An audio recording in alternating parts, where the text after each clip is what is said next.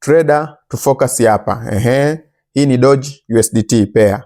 Price sasa hivi ipo kwenye karibu na dola 0.1075 na hii imetokea baada ya strong bullish move kutoka kwenye dola 0.102 ambayo ilikuwa ndo support zone, na hii move inaonyesha kuwa buyers wana control kwenye market, lakini kwa sasa hivi market ipo kwenye consideration period au chini ya resistance.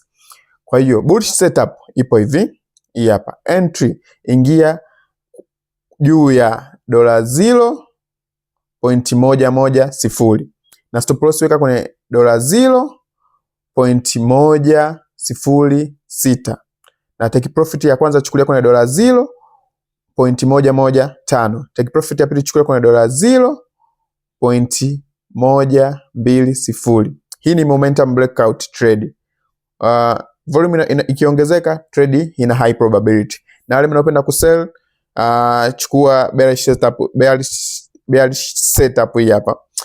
Kama price itashindwa kubreak dola 0.110 na ivunje dola 0.105, basi tegemea kwamba price itashuka mpaka kwenye dola 0.103 mpaka kwenye 0.102 ambayo ndio support zone hiyo. Hakuna fomo hapa, trade confirmation na utrade kwa discipline. Ni follow kwa crypto trade setup kila siku. Asante.